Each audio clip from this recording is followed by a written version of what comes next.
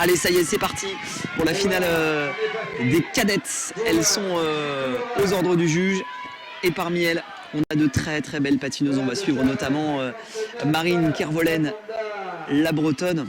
On va suivre d'ailleurs même deux bretonnes dans cette catégorie. On va suivre Marie Courson, on va suivre Marine Kervolen qui ont signé un doublé tout à l'heure dans le 500 mètres. Et d'ailleurs, il suffit simplement de dire pour les voir en deuxième et troisième position. Vous voyez la Ligue de Bretagne entraînée par Vincent Morvan qui est en deuxième et troisième position. Les bretonnes que l'on va suivre, des bretonnes qui vont devoir essayer d'aller chercher les colombiennes comme Maria Munoz avec son dossard numéro 7, qui vont essayer d'aller chercher les allemandes également aussi, Francisca Petri, ou encore les espagnols comme Aidoa Carreno. Voilà le deal qui est proposé pour nos petites patineuses de Bretagne dans cet exercice de fond.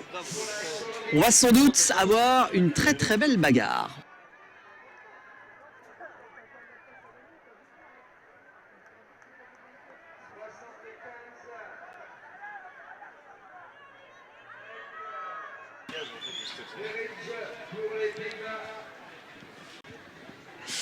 Allez, nos bretonnes.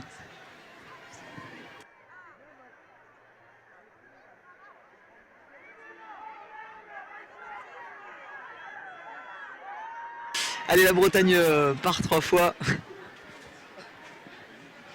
qui est en tête des opérations.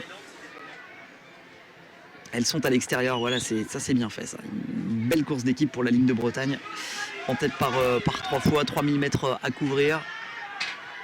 Il va falloir la jouer serrée pour essayer d'aller peut-être, pourquoi pas, réaliser le même doublé que ce matin pour le 500 mètres.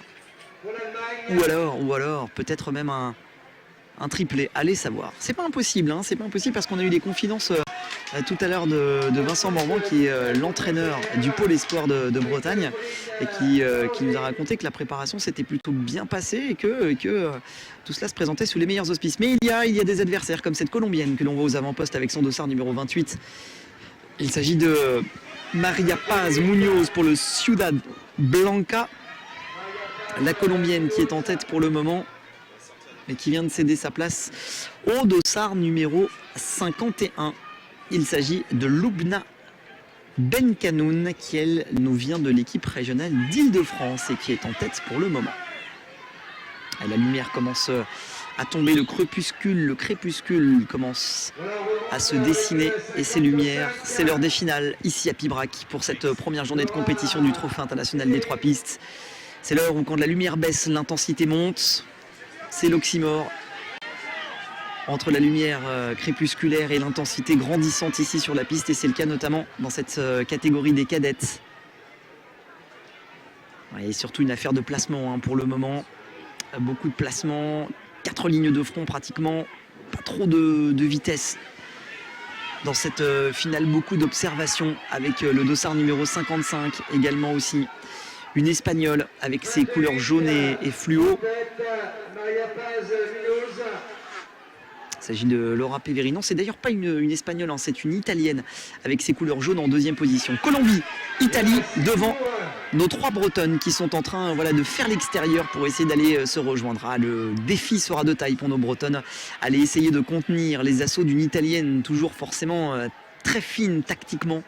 L'école tactique des Italiens et Italiennes ne fait jamais défaut, même dans les petites catégories.